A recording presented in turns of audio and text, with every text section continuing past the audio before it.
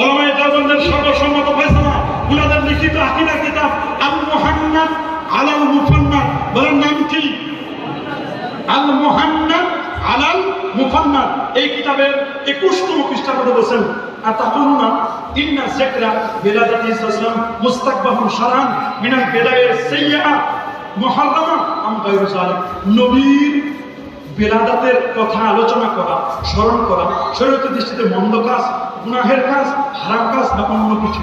নবীর বিলাদাতের আলোচনা করা, নবীর সম্মানের আলোচনা করা, তিনি বলছেন হাসা أن يكون أحد من المسلمين فضلا أن نقول نحن إن ذكر ولادة الشريف عليه السلام بل وذكر كبار نعاله وقول حماره صلى الله عليه وسلم مستقبح من البدع السيئة المحرمة والأحوال التي لها أدنى تعلق برسول الله صلى الله عليه وسلم وذكرها من أحب المندوبات وأعلى المستحبات। আল্লাহু আকবার। তারা বলে দিয়েছেন, শোনো ওলামায়ে দেওবন্দের তারা কি বলছেন?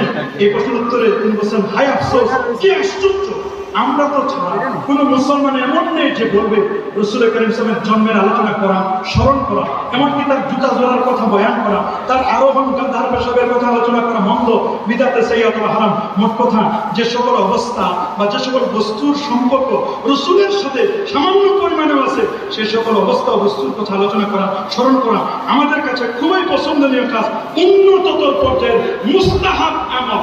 আল্লাহু আকবার। তারা তাদেরকে তবে উন্নততর মুস্তাহাব আমল বলেন, আলাল মুস্তাহাব্বাত, আলাল মুস্তাহাব্বাত। আহা, তারা কি লিখে গেছেন আর আমরা তা কি করছি?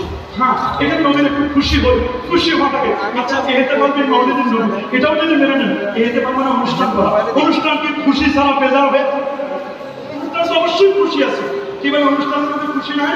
অবশ্য অনুষ্ঠানের মধ্যে খুশি রয়েছে। আল্লাহ আমাদের সবাইকে সঠিক সমঝ দান করুন, আমরা যেন সঠিক বিষয়টি যেন উপলব্ধি করতে পারি। আমরা এখানে কোনো দ্বন্দ্ব নয়, কোনো কলহ নয়, আমরা কখনো বাড়াবাড়ি ফিতনা করতে চাই না।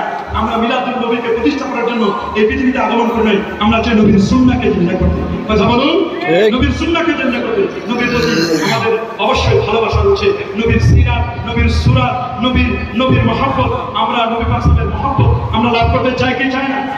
অবশ্যই নবীর মহব্বত আমরা লাভ করতে চাই, নবীর সুন্নাহকে আমরা আমাদের বাস্তব জীবনে প্রতিফলিত করতে চাই। আল্লাহ তাআলা আমাদেরকে কবুল করুন।